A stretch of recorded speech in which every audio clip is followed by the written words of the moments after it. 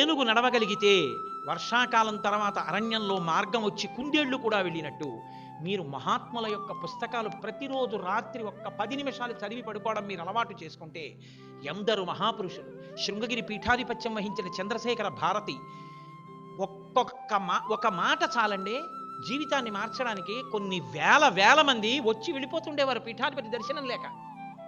ఆ పీఠాధికారి వెళ్ళి అడిగాడు, ఎందరో వస్తున్నారు దర్శనానికి, వెళ్ళిపోతున్నారు, అయ్యా మీరు ఎప్పుడు దర్శనం ఇస్తారు, వాళ్ళతో ఎప్పుడు మాట్లాడతారు, వాళ్ళ బాధలు ఎప్పుడు అర్థం చేసుకుంటారన్నారు. ఆయన అన్నారు, నన్ను నేను అర్థం చేసుకోవడం పూర్తయ్యాక వాళ్ళని అర్థం చేసుకోవడం మొదలు పెడతాను. What a sincere reply it is. అది సిన్సియారిటీ. ఇవాళ దేశంలో వచ్చిన పెద్ద దరిద్రం ఏమిటంటే తెలుగు మాట్లాడాలా ఇంగ్లీష్ మాట్లాడాలా. నేను మిమ్మల్ని మీకు ఇదే నేను స్పష్టత లేని విషయం అని చెప్తున్నాను. తెలుగు మాట్లాడితే ఇంగ్లీష్ మాట్లాడలేదని కొడుతున్నారు, ఇంగ్లీష్లో మాట్లాడితే తెలుగు రాదని కొడుతున్నారు. వాళ్ళకే స్పష్టత లేదు. తెలుగు ఇంగ్లీషు రెండు తల్లి భార్య లాంటివి. నాకు తల్లి తెలుగు, నా భార్య ఇంగ్లీష్. నేను నా భార్య నా తల్లి ఇద్దరు నా ఇంట్లోనే ఉంటారు. నా భార్య నా తల్లి ఉన్నంత మాత్రం చేత వాళ్ళిద్దరూ దెబ్బలాడుకోవాల్సిన అవసరం ఉందా? ఏమీ లేదు. నా తల్లి వృద్ధురాలైపోవచ్చు, కానీ మా అమ్మ అమ్మే. ముడతలు పడిపోయినా మా అమ్మే. మా అమ్మ కళ్ళజోడి ఇలా కిందకి జారిపోతే ఎదురుగుండా అది కనపడక ఇలా అనుకుని ఇలా పైకి పెట్టుకున్నా నా తల్లే. మా అమ్మ పళ్ళన్నీ ఊడిపోయి రొట్టె ముక్క తింటుంటే ముక్కలు కింద పడిపోతున్నా నా తల్లే.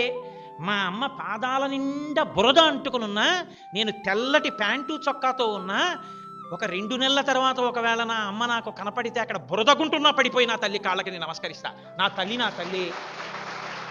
తల్లి కాకుండా ఎలా పోతుంది? పెళ్ళం వచ్చినంత మాత్రం చేత తల్లిని వదిలేయాలనుందా? తల్లి ఉంది కాబట్టి తల్లి బతికున్నంత కాలం పెళ్ళం రాకూడదనుందా? ఎక్కడుంది? భార్య తల్లి. భార్య వస్తే తల్లిని పోషిస్తుంది.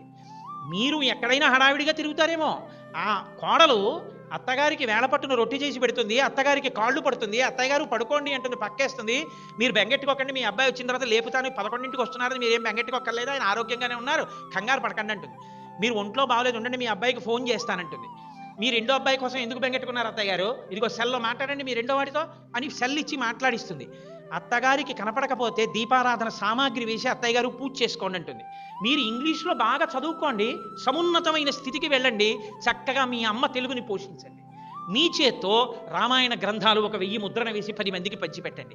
మీరు ఎప్పుడైనా ఒక ఆదివారం వస్తే ఒక సాహిత్య సభకి వెడితే చక్కగా మీరు సంతోషంగా అక్కడికి వెళ్ళినప్పుడు తేట తెలుగులో మీ అమ్మగారి పాదాలు ఒత్తినంత సంతోషంగా పోతన గారి పద్యాలు 4 చెప్తూ ప్రసంగం చేయండి.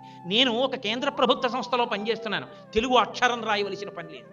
10 గంటలకు వెడితే 5 గంటల 30 నిమిషాల వరకు ఇంగ్లీష్లోనే నోట్స్ రాస్తాను. అంత మాత్రం చేత నేను ఆధ్యాత్మిక ప్రసంగాలు చేయట్లేదా? నీ చదువుకున్న ఇంగ్లీషు, నీ చేసే ఇంగ్లీష్ ఉద్యోగం నీ తెలుగులో ప్రసంగాలు చేయకుండా అడ్డొచ్చాయా?